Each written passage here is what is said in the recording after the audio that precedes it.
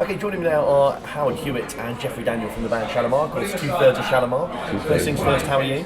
Fine, yeah, and very you? good, Thank you. very good. Firstly, so you of course live in kind of different... Are you living in LA now, am I right, Howard? I've been in LA since I was about 19 How much years time old. do you spend in the UK at the moment then? You're touring a lot. And... We're touring a lot. We're averaging about probably 2 to 3 months out the year over here, somewhere around there I would say. Yeah, about 2 or 3 months out of the year. Jeffrey, yourself, I know do you live in London most of the time, or do you... No, myself, I'm between Nigeria and Japan. I was going to say, Japan, so are you fluent in Japanese, I've heard, or are you... So this. And is it rubbing off on you as well? No, I'm just saying. I didn't say nothing. Jeffrey, could you teach him, do you think, or not? If he wants to learn. I want to get something because, of course, there's this Gold 3 CD set that's being released in mid-July, 19th of July. Yes. There's a lot of tracks on that. There's 41 on the CD itself. 42. 42, is there? Yeah, 42 tracks, they said. I know most of them are kind of the tracks that have been in the top 40 that you've had. How did you decide the other ones? Did you... was it difficult decisions? Was it... No, I mean, it was like there's a lot of remixes on there also that some different DJs have done through the years, and just looking at the stuff. It was basically the BBC, I think, is the one that's putting this out, and Crimson and Clover, over and over. So they had a lot to do with choosing the tracks also. And there's some disco kind of mixes on there as well, isn't there? Of a night to remember. Disco. I don't do disco. Howard is disco intolerant. I hate disco. No, I mean because there's a remix of Right in the Socket, which is amazing. There's a remix, an Eminem remix of A Night to Remember. Oh my God, there's remixes of a few things on here. So you guys are going to get a treat because it's still a treat to me too. Looking at it, it's like crazy. Yeah. There's a vinyl version as well. Vinyl version, which is what I want. Vinyl's coming back. Are you both vinyl fans? Oh, yeah, come on, because we grew up on vinyl. And the whole thing about it is, you knew what happened when they transitioned to CDs because the music became digitized, which the music is kind of compressed up and it gives it a more high fidelity type sound, some the high ambience. It's like the frequency has changed. Yeah. So, but when you hear it on vinyl and hear it coming from the speakers, it sounds like the music is in the room with you more. It's a more natural human feel to the sound. I love vinyl. I was telling Jeff I have a record player in my bathroom. Yeah. But when I get getting ready because I catch a lot of early flights and stuff. Actually. Yeah, actually, because the ambiance, everything is really good. But yeah, I'm glad that there's a resurgence of vinyl now. Are you both surprised by that? Because obviously Spotify is doing really well, and there's kind of people don't seem to be buying physical products, but then vinyl is going massive. Are you surprised at how vinyl is kind of taken up again? Or? Happily surprised. Happily surprised. Happily surprised, but things are always go in circles. You know what I'm saying? So it's just circling back around. You mentioned Crimson Records. Their calls came up with this idea to do gold versions. Shalamar's one of the bands chosen to do it. How did you find out that was going to happen, and what was your kind of? When did you find out that there was going to be this Gold 3 CD set? Well, I was out of the club the other night, and I just was eavesdropping, and I heard some people talking about it. I said, "Whoa, wait a really? minute now. Are we getting paid?"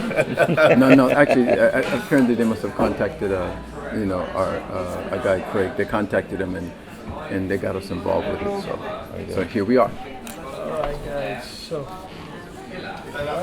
thank you very much. So you have on your recording now. I've never we just got served water. I've never seen water come in such a trendy. That is very cool, isn't it? For water.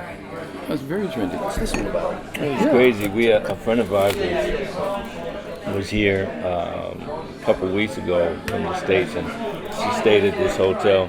We dropped her off here at this hotel. And it's so funny that we're coming back here, for this interview and to eat also. Do you want to talk about touring for a little bit? You guys seem to be touring a lot. I mean, you've done so much touring. Is there a European tour coming up later this year, or? We're in the middle of it. In the middle of it? We just went to Greece, Corfu. We just went to Paris. 2 sold-out shows. We just went to Scotland and Ireland. Yeah, so and there's some more UK dates, aren't there? and more UK dates. We have yeah. Leeds on day after tomorrow, and then Southampton on the 22nd? I forget. 22nd. 22nd. Yeah, Southampton. Yeah. Wait a minute. Wait. Leeds is the 22nd. Leeds on the 22nd Of June. Then Southampton is the 6th of July. Right. So, there's a lot more dates going out. With touring, do you still, because you've obviously both spent time outside the bands, you've obviously been in Shalamar since the 70s, but there's been times where you've both kind of been out of the band and then come back in. Did you ever find it hard to get back into it after you'd been out of the band for a while? Well, because you obviously do a lot of solo stuff, don't you?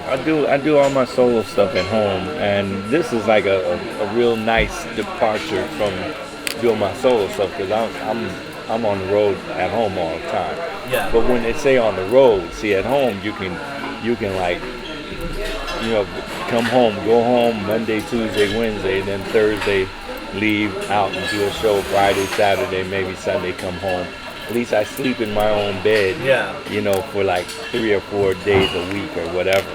Here, when we come here, we're here all the time. So it's a nice departure from what I do. Are the crowds different at your solo gigs compared to? Well, it's a lot like R&B. Yeah. We got a lot of black people there and the whole thing. Here, sometimes we have to search for black people, but which was amazing. Like my fiance came, she would go with me to my shows, of course, at home. And then when she first came here with me, she was like amazed. She was like, oh man, this is crazy. Because, she was thinking it was going to be predominantly black, which is what we want to appeal. We want to find that place where our black audience is also. And but I think we have to I think it's for me. What I'm thinking is that it's more or less the venue, the area that you play, that you're playing. So once we lock into that, then we can lock everybody in. Is that similar when you go across Europe as well? Would you say? It's similar crowds. Similar crowds is here, right? Yeah. Similar crowds is here. Yeah. So we got to find that niche, that place. Yeah. Jeffrey, on your dancing, of course you're very well known for your dancing. You've done a lot of choreography with Michael Jackson in the past and things like that. Do you still, how's the dancing going? Are you still making new moves? Are you still dancing? Well, lately it's been pretty much restricted to Shalamar shows and what we're doing. So I haven't done choreography really in a while, but just doing what we're doing with Shalamar basically. I gotta say, I'm starting to body pop now. Every morning I wake up, I get up and my body's popping all Involuntarily. A different type of body popping. My bones are popping too. Bone popping. You don't call it body popping anymore. It's bone popping. Bone creaking. Going back to kind of the friendship between you two, it started before Shalamar, didn't it, with Beverly Hills, am I right? Oh, yeah. Could you tell me a little bit about that? Wow, it's good history. There was a place. It's still there because it's a city historical landmark, so they can never tear it down. But it's called Mavericks Flat, and it's a club. On the weekends, it was a club, and you could go in that club anytime, and you see Lionel Richie sitting there, you see Richard Pryor sitting there, Stevie Wonder would come in, and all the Soul Train people would come in. And I'm from Ohio, in the Midwest of the United States, so every Saturday we would sit at 12 noon, and we would watch everybody. We would watch Soul Train all the time, and so I saw Jeffrey and Jody dancing on Soul Train before I even knew who they were. And so then I fast forward, I go to LA when I'm about 19 years old. And so a friend of mine was playing for another group down there at Mavericks Flat. The Mavericks Flat also put together, downstairs it was a club, upstairs it was offices and rehearsal rooms. And John Daniels and his brother Alonzo Daniels would put together these show groups. And they were also a booking agent, so all their bookings were over here. But all the Soul Train people would come down to Mavericks Flat every weekend, and then that's when I first met Jeffrey and Jody face to face. That was before Shalamar even existed. So they would come down, and the group that I put together with John and Alonzo and the Mavericks Flat people, we would perform at Mavericks whenever we put a show together that we wanted to try out on an audience. We would perform at Mavericks Flat.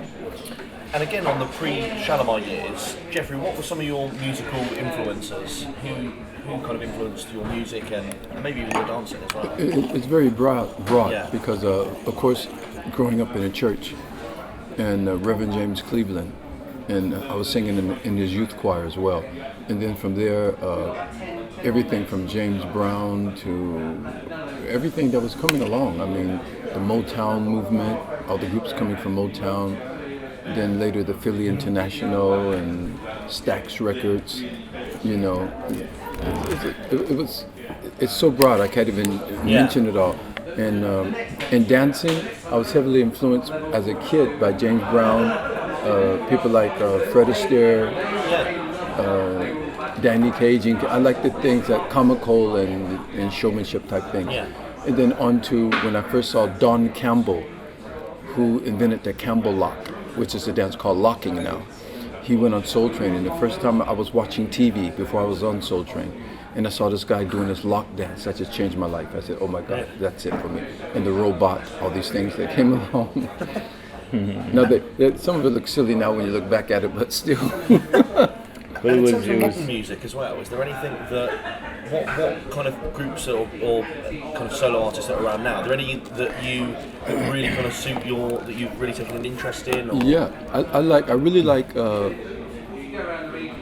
Charlie Puth, Bruno Mars, and Bruno Mars. I even like The Weeknd. His lyrics start getting a bit edgy, esoteric, but crazy. But I was like, because I like how they keep that integrity of the R&B chords and harmony. Even Neo, he really keeps those harmonies and R&B chords in the music. How about yourself? Early musical influences and early musical influences, of course, was Stevie Wonder as far as vocally and everything is concerned. Marvin Gaye for his, everything he did. Donny Hathaway, Sly and the Family Stone early on. Now I'm people that I'm listening to. I listen to a lot of Anderson .Paak. It's got Anderson .Paak. He does some really nice stuff, and a lot of different people now. I mean, on my phone you can find Tony Bennett, from Anderson .Paak to Tony Bennett. You got a variety. Yeah, and it's because you depending on the mood you're in, whatever, or what you're trying to figure out as far as vocally is concerned. There's a lot of different people you can listen to now. That people say that music is crap. There's a bunch of crap. Well, there's always been a bunch of crap. Yeah. And you have to sift through it. Yeah. And especially now. And that's why I encourage a lot of especially when I'm home, because you get people the age bracket where they say, oh, I can't hardly even use my cell phone. Well, you have to learn how to use your cell phone, because technology we're not going to wake up tomorrow and say they're going to flash, no more technology. We're going back to the old days. It's going to get more and more and more. So you have to, and there's no more at home. There's no more record shops. There's no more, hardly any more record shops or anything. So you have to be able to go online and sift through everything and see what you're digging, what you're not digging, and that's how you find your music nowadays. And just lastly, on touring, of course you've done so many tours, so many different places. Have you got a particular tour date that really sticks out for you in terms of kind of the best one you've ever done? And touring generally, I think there's a lot of people get excited by the idea. Some people say that there are parts that are quite lonely, but what do you find about touring generally? Because you said you've got a fiance now. Yeah, a fiance now. She'll come out with me every once in a while. She's coming back when we come back in August, and but you're touring all these years throughout. Since we've been touring since 80s, since the 79 when I first got with the group. Yeah. And so you learn one of the most important lessons is you learn how to be your own best company. You know, you learn how to, you know, like it's okay. It's okay if I have my fiance with me out here and we're hanging out. And it's okay if I, you know, hang out, if I'm out here by myself and I'm cool, I'm hanging out by myself. Do you enjoy the freedom? Just get the freedom and just the getting into yourself. You get into reading, you get into listening, you get into watching certain things. Now you can pull up all kind of information, you know, on the internet. And, you know, so it's all, this is what you do. You know, it's a job. This is our job. So you figure it all out. Well, Howard Jeffrey, thank you very much for joining me. Thank you very much. And the Candy Crush, he's like on level 999. Are there levels on that thing? Yeah. Oh, yeah. Actually, I won't download it because I'll get really addicted to it as well. 877 right now.